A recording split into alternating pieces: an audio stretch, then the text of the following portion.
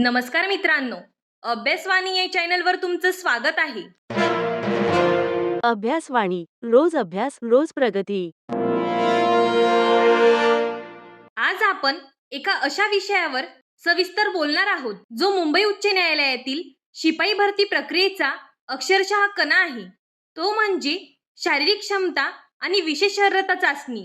लेखी परीक्षेनंतरचा हा टप्पा एवढा निर्णायक का असतो? त्यामागे कोणते छुपे मापदंड दडलेले आहेत? हे सगळं आपण अगदी सविस्तरपणे डिकोड करणार आहोत. तर बघा मित्रांनो, शारीरिक क्षमता आणि विशेष अर्हता चाचणीसाठी 10 गुण असतात. हे 10 गुण तुम्हाला खूप कमी वाटत असतील, पण हेच 10 गुण अंतिम गुणवत्ता यादी ठरवणारे हे अंतिम निर्णायक गुण आहेत. मागील भरती प्रक्रियेची आकडेवारी पाहिली तर एक गोष्ट स्पष्ट होते. अनेक चांगले उमेदवार फक्त याच टप्प्यावर थोडे गुण कमी पडल्यामुळे अंतिम यादीतून थेट बाहेर फेकले गेलेत. त्यामुळे या टप्प्याला अजिबात हलक्यात घेऊन चालणार नाही. सर्वात आधी एक महत्त्वाची गोष्ट स्पष्ट करूया.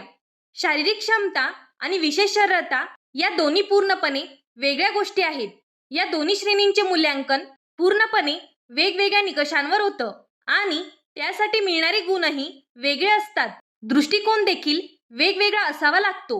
आता बघा, उच्च न्यायालयाच्या संदर्भात शारीरिक क्षमता या शब्दाचा प्रत्यक्ष अर्थ काय? याचा अर्थ असा नाही की उमेदवार दिसायला खूप धष्टपुष्ट असावा, तर न्यायालयात काम करताना दिवसभर फाईल्सचे प्रचंड मोठे आणि जड गठ्ठे घेऊन अनेक मजले आणि पायऱ्या चढण्या उतरण्याची ताकद आणि सहनशीलता त्याच्यात आहे का? हा त्याचा खरा आणि व्यावहारिक अर्थ असतो. आता प्रत्यक्षात ही शारीरिक चाचणी कशी घेतली जाते ते पाहूया. उमेदवारांची बौद्धिक चाचणी आधीच झालेली असते. त्यामुळे शारीरिक चाचणीसाठी 10 ते 20 जणांचे गट केले जातात.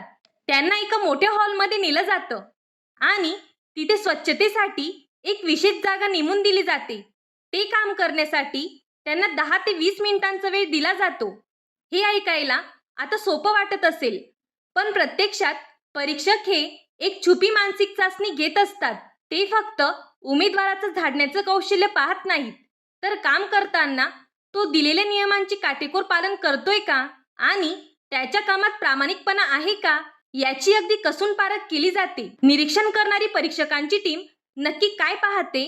तर बघा, उमेदवारांना नेमून दिलेल्या सीमारेषेच्या आतच ते काम करत आहे ना, की शॉर्टकट मारत आहेत? ते कामात काही कामचुकारपणा तर करत नाही ना? सूचनांचे तंतोतंत पालन होतंय ना? या सगळ्या गोष्टी नोट केल्या जातात आणि प्रत्येकाच्या पाठीवर रोल नंबरचं स्टिकर असतं. त्यामुळे चुका करणाऱ्याला लगेच ओळखता येतं. आता आपण विशेष अर्हता या टप्प्याकडे वळूया. इथे अनेकांचा मोठा गोंधळ होतो. काही जण मोठ्या अभिमानाने आपला टायपिंगचा वेग 60 किंवा 70 असल्याचं सांगतात, पण खरी गोष्ट तर अशी असते की टायपिंग हे लिपिकाचं कौशल्य असतं आणि शिपाई पदासाठी परीक्षक वेगळंच काहीतरी शोधत असतो, जसं की वैध परवान्यासह उत्तम वाहन चालवता येणं किंवा एकदम व्यावसायिक हॉटेल दर्जाचा स्वयंपाक बनवता येणं. त्यापेक्षा ड्रायव्हिंग लायसन्स असणं हा किती मोठा प्लस पॉइंट असू शकतो याचा विचार करा.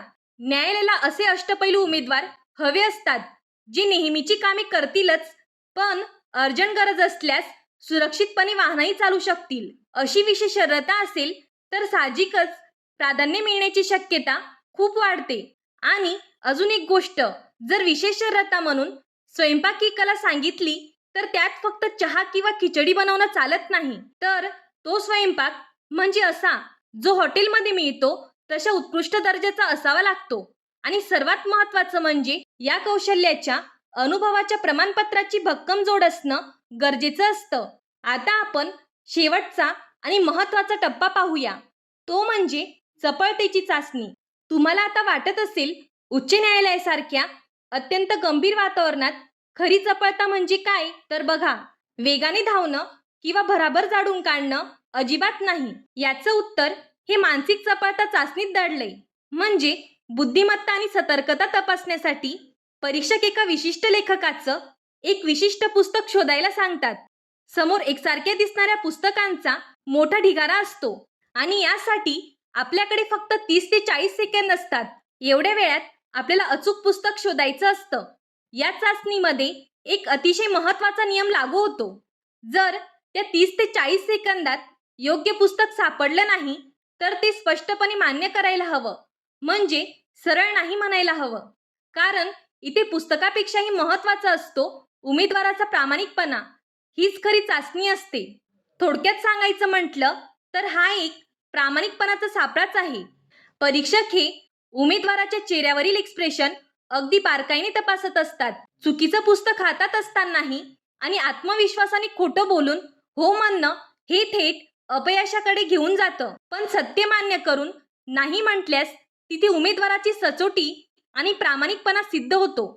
आतापर्यंत जेवढं पण मी सांगितलं त्याचं सारांश काय, तर बघा मित्रांनो, हे 10 गुण मिळवणे म्हणजे स्वतःकडील व्यावहारिक कौशल्य प्रमाणपत्रासह सिद्ध करणं आणि कोणत्याही परिस्थितीत प्रामाणिकपणाला सर्वोच्च प्राधान्य देणं. या गोष्टी अंमलात आणल्या तर हे 10 गुण आपण सहज मिळवू शकणार. शेवटी जाता जाता एक प्रश्न, मुंबई उच्च न्यायालयात स्थान मिळवण्यासाठी खोटा अति आत्मविश्वास फायद्याचा ठरेल की अढळ प्रामाणिकपणा आणि सूचनांचं तंतोतंत पालन? याच प्रश्नासोबत आपण आजचा भाग इथे थांबवतोय. अजून या व्यतिरिक्त तुमचे काही डाऊट्स असतील तर ते तुम्ही कमेंट बॉक्समध्ये विचारू शकता. धन्यवाद. अभ्यासवाणी रोज अभ्यास रोज प्रगती.